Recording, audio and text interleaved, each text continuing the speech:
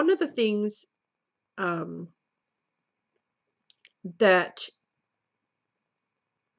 I know that you've done over the years is you've mentored a number of authors. There are a number of people out there who are writing books right now because that you've inspired them. And um, I was wondering, and I know that you probably have answered this question a bazillion times, but what would you say to someone, old or young, who has decided they're ready to write a novel? Well, it depends on entirely what their expectation is. If they expect to publish this novel, I would say hire yourself a damn good editor because you're going to need it. The plain and simple fact is you need to write about 1,000,000 words of crap before you've got enough practice in before you can write well. Besides all the fan fiction and everything else that I did, I still rewrote my first novel 17 times under the tutelage of C.J. Cherry, and then remaining about 6 times, twice for each book, under the direction of my editor at Daw. So, So hire a good editor. right. Well, I took a writing course years ago. It was actually called the Famous Writers course. It was a correspondence course back before the internet.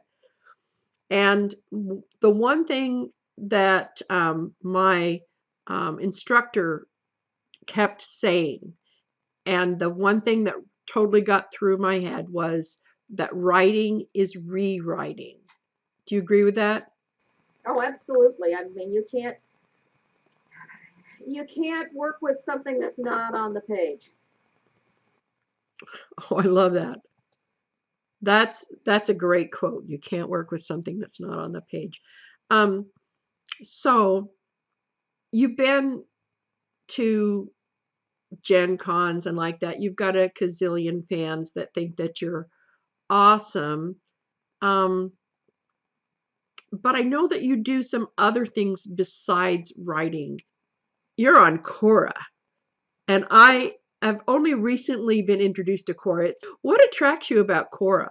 I like being able to share mostly my expertise in writing and discouraging people from having wild animals as pets. I know that you have been actively involved in raptor rescue over the years, and other things. And let's face it, you write these amazing books about birds.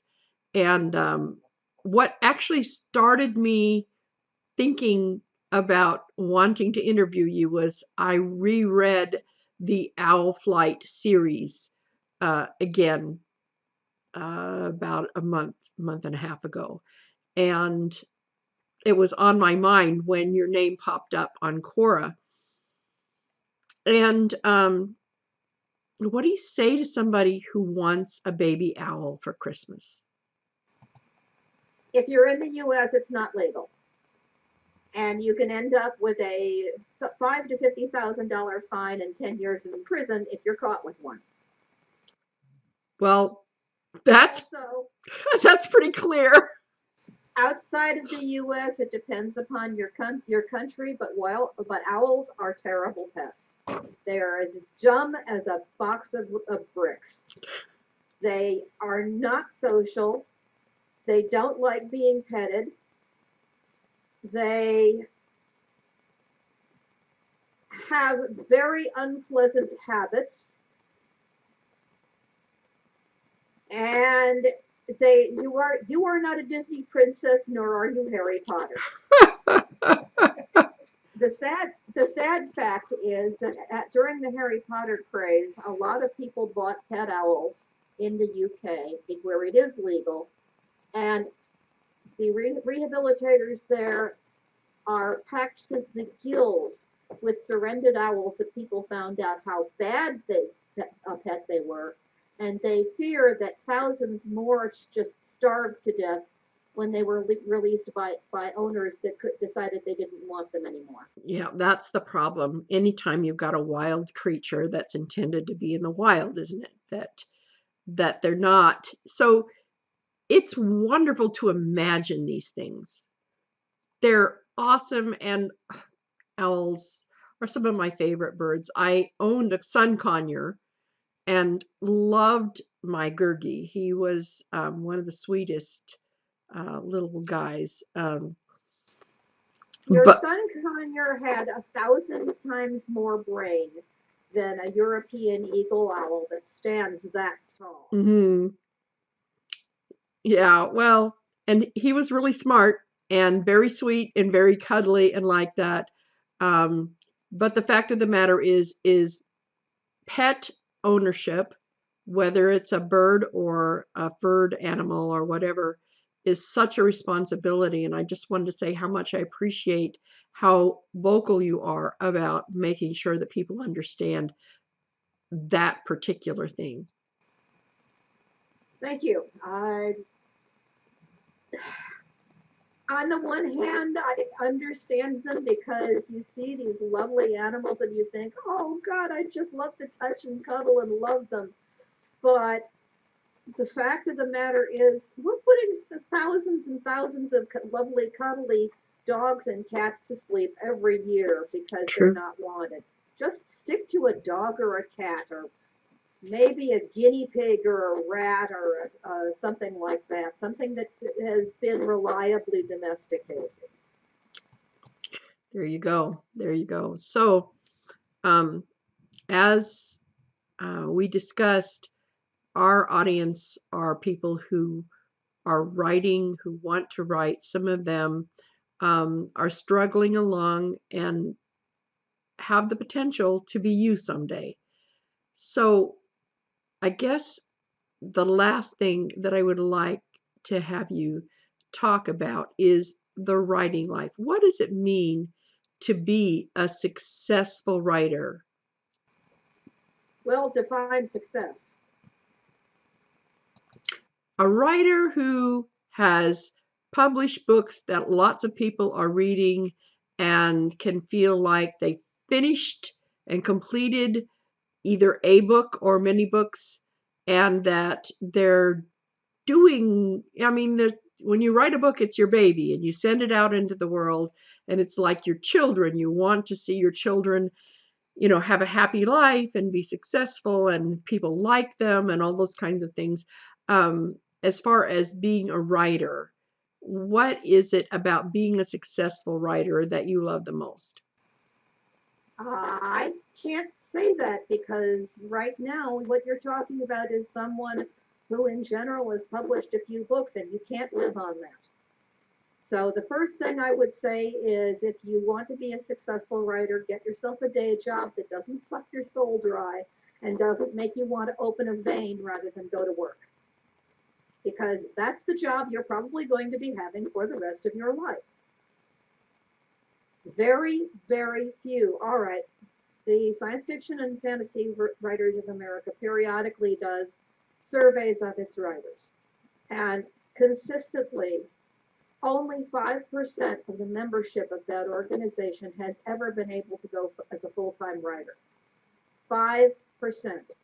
Half of those people write something other than in their chosen genre, which is science fiction or fantasy. They're journalists, they write software manuals, they write some other genre. Mostly they write something other than fiction. So that means only 2.5% make a living writing fiction. Chances are you're not going to be able to. So the first thing you need to do is get a day job that doesn't make you want to commit suicide. Okay. That's pretty clear. So, but what about that 2%? I mean, what is it that people can aspire to if perchance they end up being Mercedes Lackey or Anne McCaffrey? The first thing you have to have is hard self-discipline. I've written when I'm sick. I've written when my mother had died. I've written when I was deeply, deeply, deeply in depression. I'm a chronic depressive, so that's an ongoing problem.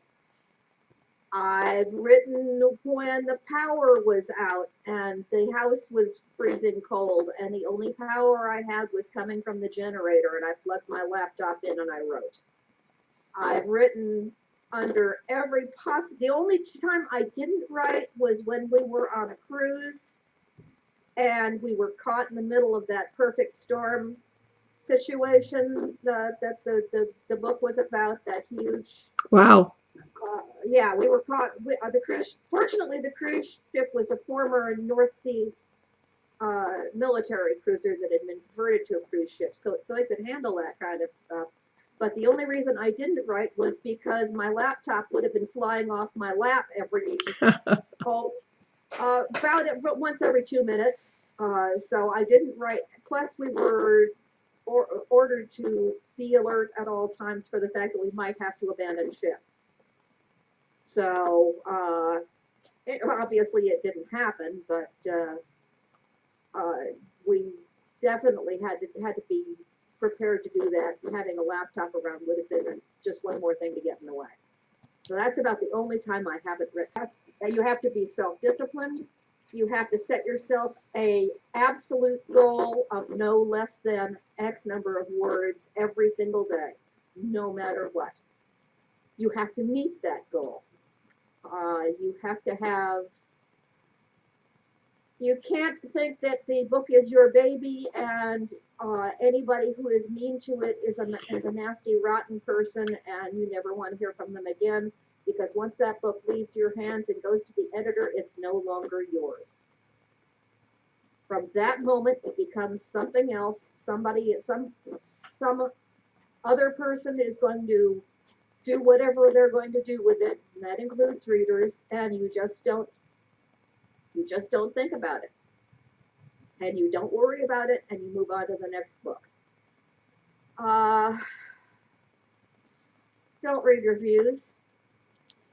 They're either going to make you depressed or angry or give you delusions of grandeur. It's doubly wise never to read the reviews on Amazon.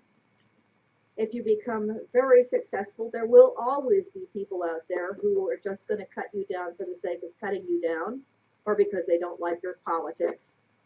So, it's going to happen, so don't read reviews. The only people you need to listen to are your editors. Don't get too distracted by shiny objects or hobbies. If you get passionate about a hobby, unless you can do it really well, please don't stick it in every book. So, it's just been so lovely to get the opportunity to speak with you. Now, that being said, everything that you said, I know is absolutely true as far as the discipline and the hard work. I think in any craft, that's absolutely vital that you have that self-discipline. Things don't happen by themselves. Magic only happens in novels. But that being said, what do you like best about being a writer? Oh, well, obviously, it's the fact I can work in my pajamas if I want to. But that's behind me is all the stuff for my doll costumes. So obviously, yeah, I can do whatever I want whenever I want, as long as I get my pages in for the day. That's a plus.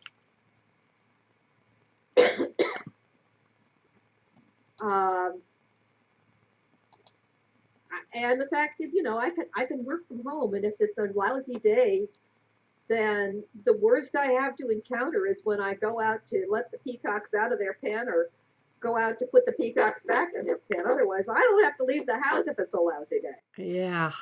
Yeah. So, okay. So thank you so much for taking the time. I really do appreciate it. This really is a kind of a fangirl moment for me. I know that you have known many amazing authors that you've dealt with over the years. Can you tell me one more thing? Tell me about your fans. Oh, they are awesome. And they are an endless resource for me because after I've written 136 books. 134 are published. The other two are coming out sometime soon. One of them's coming out in October. It's another one of the Elemental Masters books. Okay. They haven't scheduled the next one. That's another one of the Elves on the Road for Bane. So I forget things. And if I need to know something that was in one of the other books, all I have to do is a web search on one of their wikis, and there it is. so they're awesome. Oh, that's great. That's great. So, as one of those fans, we really appreciate you and what you do. And if many of us aspire um, to hopefully get the opportunity to have that experience of putting a book out there that may or may not do anything wonderful. I know there are a number of authors that have started writing at my age, and so I'm not giving up on that idea. I've got a ton of books in my head and whatnot, but I really think that it's important for us to encourage those out there who have the gift, the desire, and the work ethic to make those kinds of things happen. Um, Well, plus the to get into traditional publishing and anything other than genre, you need an agent, but that doesn't mean that the agents are not reading unsolicited manuscripts. They do all the time. Otherwise, they wouldn't get new clients. right. So, And in most of the genre publishers, some if not all of them are accepting unsolicited manuscripts. So just because you're writing and it looks daunting with all the self-published people, that doesn't mean you can't get to go through a traditional publisher. that's actually what's kind of in my mind and my heart is I want to do that. I mean, like I said, I took that writer's course like years and years ago and learned how to write a query letter and all those kinds of things. And I think sometimes it just takes that little bit of extra gumption. But right now, um, I'm working through it. I've got some beta readers that are kind of helping me in small installments because I'm more than willing to take in uh, advice and information from people, and then I'll probably still do mostly what I want, but thought I'd try it that way and see. I don't really want to write by committee, but so I've got. Hire a good editor. I will. That is definitely my plan. Somebody said something about. Well, I was saying that I really felt like I could have the book finished by the end of the year, and um, they said, "Oh, great! I can get it for Christmas." I said, "No, you can maybe pre-order it, but it'll be in editing and proofreading and all that kind of stuff, and there'll be a professional designer of the jacket and whatnot. So if it got done by spring, I'd be excited."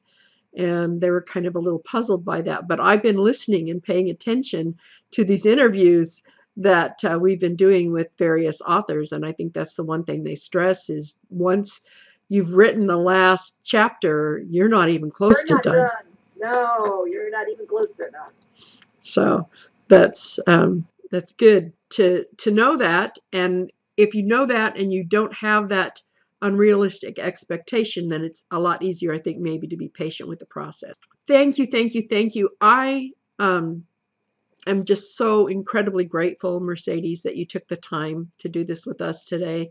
So there you have it, Mercedes Lackey, and we are so excited that she was so gracious and willing to take the time to talk to us and talk about the writing life. And hopefully all you writers out there are taking this to heart. This lady knows what she's talking about. She knows what she's doing, and she has the track record like very few writers can say they have. So pay attention, listen, and then get out there and write today and write tomorrow and the next day, because writers write when they're not reading. So thank you very much, and we'll see you again soon on Author Talk.